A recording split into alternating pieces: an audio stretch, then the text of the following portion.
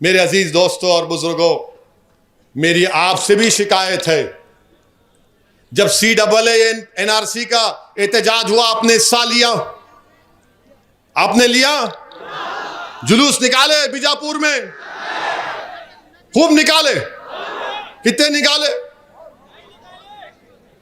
खूब निकाले। कहाँ है? इधर आओ माँ, तुम इधर आओ, यहाँ आओ,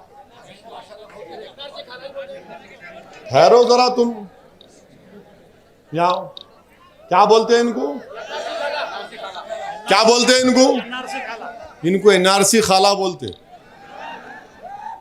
इनको NRC खाला बोलते। अब आपसे शिकायत क्या है?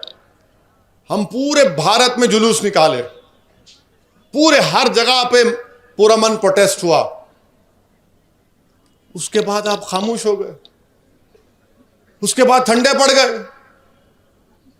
मैं ये बता क्यों रहा हूं आपको? शुरू में तकरीर में बोला कि आपको एक सियासी ताकत बनना है। कोई भी पॉलिटिकल पार्टी रोज प्रोटेस्ट नहीं कर सकती, कोई भी सियासी जमात ऑर्गेनाइज रोज एहतजाज नहीं कर सकती, पुलिस भी नहीं देती परमिशन आपको। मगर वो एहतजाज, हमको उस एहतजाज को एक सियासी ताकत में तब्दील करना था, जो हम नहीं कर सके। हम निकले हजारों की तादाद में, शाहीन बाग बनाया हमने, भारत के कोने कोने गलियों में, गांव में एहतजाज हुआ। No CAA, no NRC, no NPR। मगर उसके बाद हमने सियासी ताकत में कहां तब्दील किया? पॉलिटिकल एजुकेशन की जरूरत है। याद रखो, सिर्फ एहतजाज करने से कुछ नहीं होता, एहतजाज को सियासी ताकत के हासिल करने का जरिया बनाना पड़ेगा। वो हमने नहीं किया। अब एक बहन खड़ी हुई है, आपको इनको कामयाब करना है। मैं इसलिए कह रहा हूं कि भारत की पार्लियामेंट में मैं इम्तियाज जलील साहब बैठे हुए थे और इम्तियाज जलील साहब ने मुझसे कहा, असद भाई आपकी तकरीर आएंगी, क्या करने वाले आप? मैंने कहा, इम्तियाज जलील साहब बैठो, अभी देखो।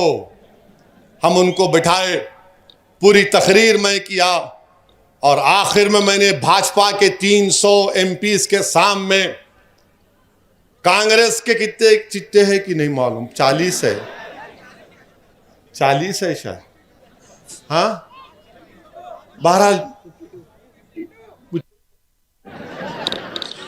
तो उनके सामने मैंने कहा कि महात्मा गांधी ने, जब उस वक्त तक महात्मा का खिताब नहीं मिला था, गांधी ने उस वक्त के वाइट साउथ अफ्रीका में, वहां पर गांधी ने उसके कानून के कहकर फाड़ दिया था कि यह कानून नाइंसाफी पर बना हुआ है। आज असदुद्दीन ओवैसी गांधी की तारीख को दोहराते और पार्लियामेंट में मैंने उसको काला कानून कहकर फाड़ दिया। मगर मेरे अजीज दोस्तों और बुजुर्गों, आप तो एहतजाज किए, मेरी बात समझो, मेरी बात अपने दिमागों में डालो और सोचो कि एहतजाज तो हम तो किए, मगर सियासी ताकत क्या हासिल की? हम हजारों की तादाद में निकल कर आए, सब लोग भूख हड़ताल बैठे, एहतजाज किए, मगर उसका नतीजा क्या निकला? आपको पॉलिटिकल फायदा नहीं हुआ, आपको पॉलिटिकल फायदा नहीं हुआ, दूसरों को हो गया पॉलिटिकल फायदा।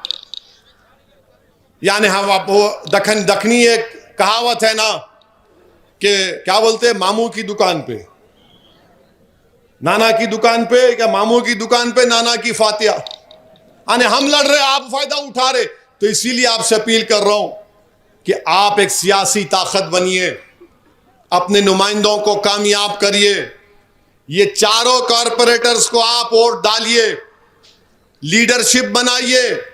याद रखो, तुम असदुद्दीन ओवैसी से गिर गिर कर हाथ मिला रहे थे, फोटो ले रहे थे। एक दिन असदुद्दीन ओवैसी मरेगा, जब तुम क्या करोगे? क्या करोगे तुम? जब तुम रोते बैठोगे, अरे एक था हमारा लड़ने वाला, उन्हें भी चले गया। नहीं, मेरे जिंदगी का मकसद और मेरी जमात का पैगाम यह है, अगर एक मरेगा जो सब मरेगा, तो 1000 उसकी जगह लेंगे इंशाअल्लाह ताला। तुम मुझसे ज्यादा काबिल बनो, तुम मुझसे ज्यादा ताकतवर बनो, तुम मुझसे ज्यादा बोलने की सलाहियत पैदा करो और अल्लाह तुमको मुझसे ज्यादा नेक और काबिल बनाए, ताकि एक आदमी के तुम मोहताज नहीं रहना। तुमको हजारों लोगों की जरूरत है। मजलूमों की लड़ाई एक आदमी नहीं लड़ सकता, मजलूमों की लड़ाई के लिए हजारों को खड़ा होना पड़ेगा। यही भारत की जमहूरियत की खूबसूरती है। जमहूरियत में लड़ाई लड़ना एक नहीं बल्कि हजारों को लड़ना पड़ेगा।